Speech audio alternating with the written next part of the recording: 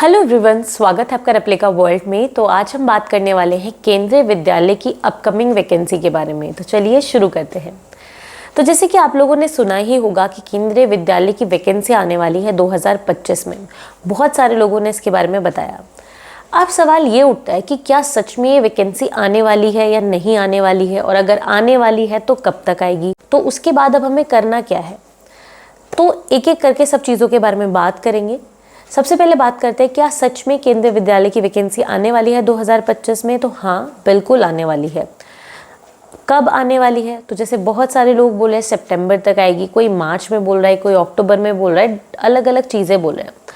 But जो most probable लग रहा है कि मार्च तक ये वैकेंसी आ सकती है, मतलब कि एक महीना भी अब सही से नहीं बचा है, तो मार्च तक ये वैकेंसी आने की प्रोबेबिलिटी है। बाकी देखिए आगे भी ये चीज़ें हो सकती हैं, खिसक सकते हैं, बट मोस्ट प्रोबेबली मार्च तक वैकेंसी आने की प्रोबेबिलिटी है। ठीक है, तो अब बात आती है कि मार्च तक वैकेंसी आ जाएगी, तो अब हमें इसमें करना क्या है और कैसे कैसे हमें शुरुआत से लेकर चलना है और सिलेक्शन हम अपना पा सकते हैं केवीएस में। सब लोगों के दिमाग में सबसे पहली बात यही आती है जब वो किसी वैकेंसी के बारे में सुनते हैं कि अब हमें तैयारी करनी शुरू कर देनी चाहिए, हमें कैसे तैयारी करनी चाहिए, कौन सी बुक्स यूज़ करनी चाहिए, क्या क्या करना चाहिए। बट उससे पहले एक बहुत ज़रूरी चीज़ है, और वो है पुरानी चीज़ों से सीखना। मतलब 2023 में भी केंद्रीय विद्यालय की वैकेंसी आई थी, यानी 2022 में फॉर्म्स आए थे और 2023 में उसका रिक्रूटमेंट प्रोसेस हुआ था। तो 2022 के दिसंबर में फॉर्म आए थे, और उसके बाद दिसंबर में ही आई थिंक 26 दिसंबर लास्ट डेट थी फॉर्म फिल करने की।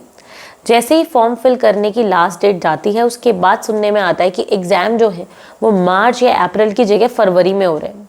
तो लोगों को लगा कि हो सकता है झूठ हो ये चीज़, बट वो सच थी। 7 फरवरी से ही एग्ज़ाम शुरू हो गए। अब आप ये सोचिए कि दिसंबर के लास्ट में फॉर्म आए और फरवरी की शुरुआत में ही पेपर हो गए, इतनी जल्दी पेपर करवा लिए गए।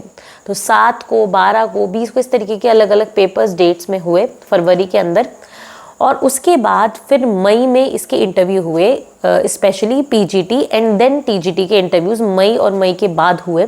और पीआरटी का थोड़ा सा जो मामला था वो लटक गया था, क्योंकि वहाँ पे बीएड और जो डीएलएड वाले लोग हैं उनके बीच का जो केस था वो चल रहा था।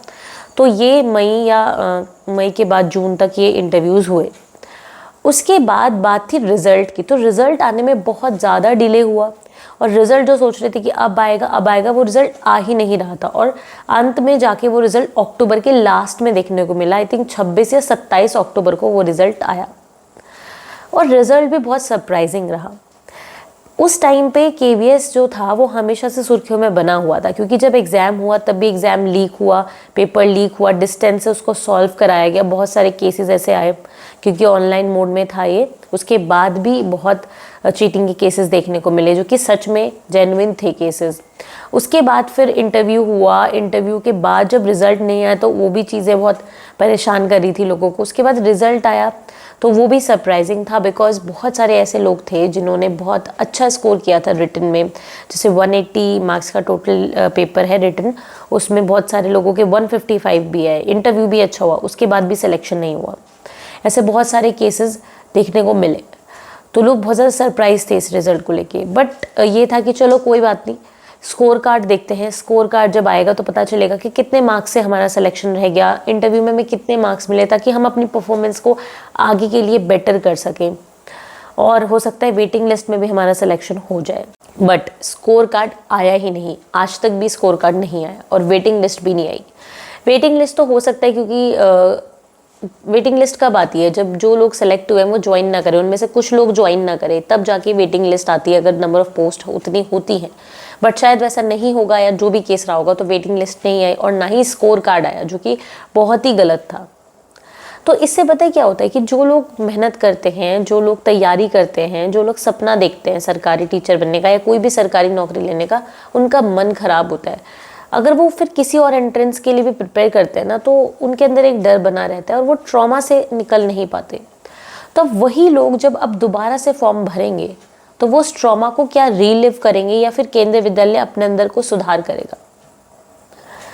तो जो लोग दोबारा से इस फॉर्म को भरने वाले, इसमें भी जिन्होंने अप्लाई किया था, उससे पहले भी अप्लाई किया था और अब फिर से अप्लाई करेंगे, या कुछ नए लोग भी अब ऐड हो गए होंगे जिन्होंने फ्रेशली बीएड की होगी, वो लोग भी आएंगे। सबके लिए ये बात है कि हमें पुरानी गलतियों से सीखना चाहिए कि अब जैसे ही आपको पता चल गया कि फॉर्म आने वाले हैं तो अभी से पढ़ना शुरू करें। और आपको पता ही है कि हर एक रिक्रूटमेंट एजेंसी की ये आदत होती है कि हर बार वो सिलेबस बदल देता है। पिछली बार भी पेडागोजी का सिलेबस ड्रास्टिकली बदल दिया गया था, तो फिलहाल के लिए तो आप जो पुराना सिलेबस था पेडागोजी का या और चीज़ों का, उस पर ही चले, अकॉर्डिंगली अभी से तैयारी करना शुरू करें। मैं ये नहीं कहती फॉर्म नहीं भरना है, फॉर्म ज़रूर भरना चाहिए आपको ज़रूर पेपर देना चाहिए, ठीक है, कोशिश करनी चाहिए पूरी जी जान लगा के।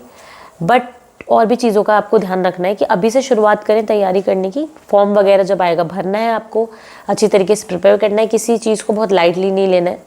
एग्ज़ाम देने के बाद आपको सतर्क रहना है। आंसर की आएगी, किस तरीके के आंसर की आ रही है, आंसर की में गलतियाँ तो नहीं है, वो सब चीज़ें। उसके बाद जब आप फर्दर अगर अच्छा होता है और आपका सिलेक्शन होता है इंटरव्यू के लिए, आप इंटरव्यू के लिए जाते हैं, उसके बाद रिजल्ट आता है, जैसे भी होता है, तो हमें कोशिश ये करनी है कि एज अ सिटीज़न भी और एज अ कैंडिडेट भी हमें KVS को हमेशा बताना है कि आप ऐसा नहीं कर सकते, आपको रिजल्ट टाइमली देना होगा, सब चीज़ें आपको सही तरीके से करनी होंगी, है ना। और ये आपको KVS को बताना है और ऑफिशियल्स को बताना है कि ये नहीं चलेगा, हर बार पेपर लीक और ये सब चीज़ें नहीं चलेंगी, ठीक है। उसके बाद रिजल्ट आए तो स्कोर कार्ड ज़रूरी है कि KVS रिलीज़ करे, तो आपको हर चीज़ के लिए एक्टिव रहना है। आप कह सकते हैं KVS और सभी जो भी इसमें इन्वॉल्व हैं, सब लोग आंसरेबल हैं आपको, क्योंकि वो आपका पैसा ले रहे हैं, आपको एक होप दे रहे हैं कि आप एक दिन सरकारी नौकरी लेंगे। So they are answerable to you. अगर आप आंसर मांगेंगे तो उनको देना पड़ेगा।